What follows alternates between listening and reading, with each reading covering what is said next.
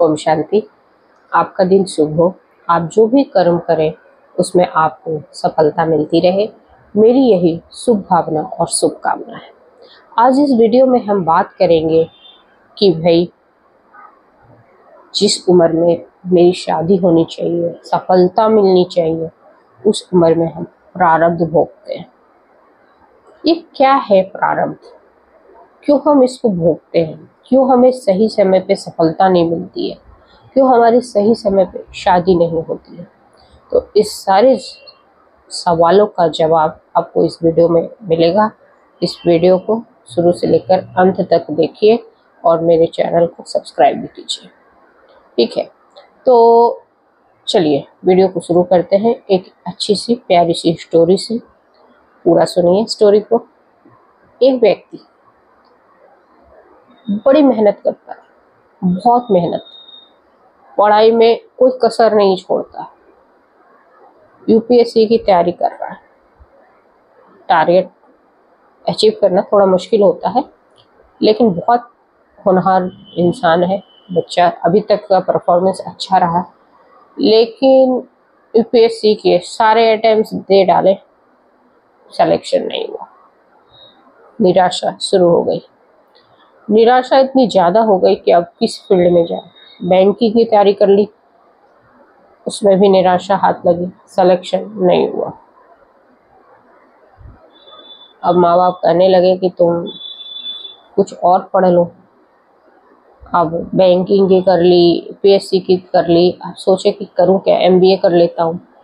MBA कर ली, पढ़ाई कर ली, पूरी भी हो गई। अब जॉब ढूंढ रहे हैं, जॉब लगी नहीं। बहुत सारी कंपनियों की में गए, इंटरव्यू दिया, पर कोई जॉब नहीं मिली। अब निराशा की लेवल बढ़ गई। अब सोचे मैं करूँ क्या? मेरी उम्र होती जा रही, मेरी 29 की हो गई, 32 की हो गई, ना मुझे जॉब मिल रहा है, और जॉब की वजह से ना मेरी शादी भी होगी, और सारे जो रिश्तेदार हैं उन सब की जो इस उम्र में शादी हो गई। अब तो 2-2 बच्चे भी हैं, और अब मैं क्या करूं? बहुत निराश, जिंदगी से निराश, हताश। अब वो भक्ति की तरफ मुड़ गए। भक्ति से पंडित जी से संपर्क किया। पंडित जी बोले ये पूजा पाठ कराओ, ये कराओ, मिल जाएगा जॉब। वो सब किया, फिर भी कुछ नहीं हासिल हुआ। फिर ज्योतिषी के पास चले गए। ज्योतिषी ने कहा कि ऐसा है कि इस साल में, है ना, 24 से 25 साल में, 24 और 25 के बीच में आपकी जॉब भी लग जाएगी। सोचा, अब तरह तरह का एग्ज़ाम देते रहे, कभी रेलवे, कभी बैंकिंग, कभी कुछ भी, टैलेंट के हिसाब से, कभी अलग अलग कंपनियों में इंटरव्यू, पर सब जगह से निराशा हाथ लगी। अब यूट्यूब पर वीडियो देखा सेंटर का, शिवानी दीदी की बातें सुनी।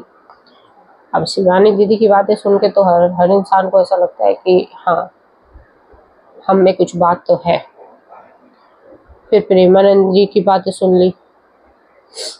अब सोचा कि अध्यात्म की तरफ होगा। अपने सेंटर ढूंढा आसपास और पहुंच गए सेंटर पे दीदी के पास। अब दीदी ने कहा कि आप ऐसा करिए, मेडिटेशंस करिए, राजयोग सीखिए, 7 दिन का कोर्स करिए। उन्होंने सिखा दिया, राजयोग करना शुरू कर दिया। अब ये राजयोग करना जब शुरू किया तो पहले तो उनको लगा कि जब वो सब चीज़ों से नहीं हुआ तो इससे क्या होगा। फिर जब मेडिटेशन करे, कुछ समय बीत गया तो उनको बहुत शांति, उनको कुछ भी नहीं मिलता था ना, तो उनके मन में एक शांति लगती थी कि कोई बात नहीं, मिल जाएगा। और ये विश्वास उन्होंने पक्का कर लिया कि मुझे जॉब मिल जाएगी और मिलने ही वाली है। और ये विश्वास करके वो रोज मेडिटेशंस करने लगे। ठीक है, 1 साल लगातार सेंटर पे एक ही टाइम में आना, मेडिटेशंस करना, मुरली सुनना, बातें करना, सब कुछ किया। 1 साल के बाद जॉब लग जाती है। लग गई, अच्छी खासी जॉब, अच्छी कंपनी में, सैलरी भी अच्छा है। कुछ महीने के बाद शादी भी हुई। पर उन्होंने एक सवाल पूछा था सेंटर पे, सबसे ही पूछा था सॉरी,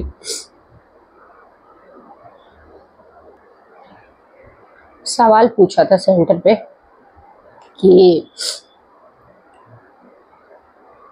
जब जिस उम्र में हमें जो चीज मिलनी चाहिए थी उस उम्र में हम प्रारब्ध को भोग रहे थे, ऐसा क्यों हो? ये प्रारब्ध तो हम उस उम्र के बाद भी भोग सकते थे, उसी उम्र में क्यों भोग रहे थे? तो इसका जवाब ये था जो हमारी दीदी ने दिया था कि भाई जिस उम्र में क्यों भोग रहे थे आप, क्योंकि आप उस उम्र में जो जो आपकी 25, 30, 32 में आपने जो भोगा, प्रारब्ध को भोगा, क्योंकि आपका जो कर्म किया था आपने जो पिछले बार, वो उसी उम्र में किया था। उसी उम्र में आपने कुछ ऐसा कर्म किया था जिसकी सजा आपको इसी उम्र में भोगना था। मतलब कोई इंसान अगर किसी गर्भस्थ शिशु को आज के डेट में मार दे तो हो सकता है आगे आने वाले जन्म में गर्भस्थ स्टेज पे ही आपको अपने कर्म की सजा भोगने पड़े, आपके प्रारब्ध बन के वो सामने आए। या आप किसी का नुकसान पहुंचाते हो जिस उम्र में, और ज़्यादातर जो उम्र होता है वो यंग वाली एज ही होती है, जैसे 20 से 25, 25 से 30, 30 के 35 के उम्र के बीच में ही ऐसी गलतियां करते हैं इंसान, और वही प्रारब्ध बन के जब आपके सामने आता है तो वो वही उम्र होती है। तो ये अपना जो कार्मिक अकाउंट का रिलेशनशिप है ना, पिछले जन्म से इस जन्म तक चलता रहता है, और इस जन्म में जो करोगे वो आगे आपका प्रारब्ध बन के आएगा। तो मतलब जिस तरह के का फसल आप बोओगे और जिस टाइम बोओगे, अगर बारिश के टाइम पे बोया है तो बारिश के टाइम पे ही आपको उसका खामियाजा भुगतना पड़ेगा। अगर आपने गर्मी के टाइम पे बोया है तो गर्मी के टाइम पे भोगना पड़ेगा। तो ऐसे ही अगर जो कर्म हम करते हैं जिस उम्र में, जिस उम्र के पड़ाव में, अगर छोटेपन में कोई कर्म किया तो उसी कर्म में भोगना पड़ेगा।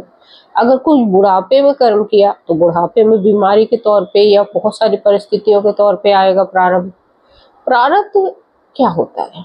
अपने द्वारा किए गए अच्छे और बुरे कर्म, जिससे हमारी शरीर की रचना हुई, और उसी समय हमारी शादी भी तय हो गई, हमारी जॉब भी तय हो गई।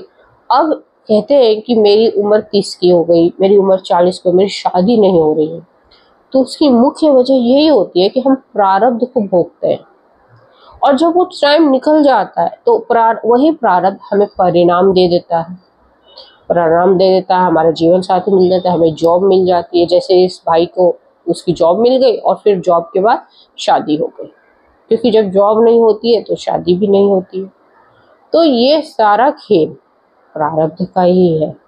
और हम ये सोचते हैं कि जिस हमारे और दोस्तों की शादी हो गई, जिस उम्र में उनके 2 बच्चे हो गए, और उस उम्र में हम क्या भोग रहे हैं? प्रारब्ध को। अब इसको खत्म कैसे करें? लोग यही सोचते हैं, लोग यही क्वेश्चन पूछते हैं कि इसको सिर्फ भोगना पड़ेगा या ये काटा भी जा सकता है। देखिए, जब आप ईश्वर की सानिध्य में जाते हो, जब आप ईश्वर को याद करते हो, नाम जाप करते हो, तो उस परिस्थिति से सिर्फ लड़ने की क्षमता बढ़ती है।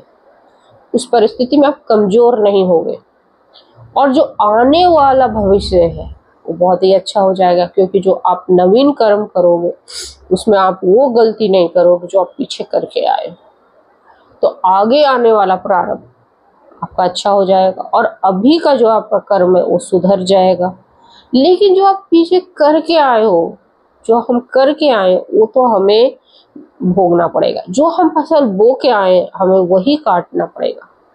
हम नया फसल अभी नहीं काट सकते, हम नया फसल अभी नई बीज बो सकते हैं अपने नए कर्मों के द्वारा, लेकिन उस नए फसल को काटने के लिए आपको भी वेट करना पड़ेगा जो आप अभी बीज बो रहे हो। तो जो कर्म जिस उम्र या जिस अवस्था में हमने किए, जवानी में, बुढ़ापे में, युवावस्था में, तो वो आपको बचपन में, तो वो आपको उसी उम्र में भुगतना पड़ेगा, और जिसके साथ की है वो आके आपका ऋण आपसे लेगा। तो इस बात को ये क्लियर कर लो कि जिस उम्र में आपकी शादी होनी है वो तय है, वो होगी, पर पहले प्रारब्ध को भोगना पड़ेगा। 2500-3000 लड़कियों को देख के रिजेक्शन को सहना पड़ेगा। किसी के साथ एंगेजमेंट टूटेगी, किसी के साथ कुछ टूटेगा, किसी के साथ दिल टूटेगा, और आजकल तो पता नहीं क्या क्या हो रहा है। तो ऐसी स्थिति में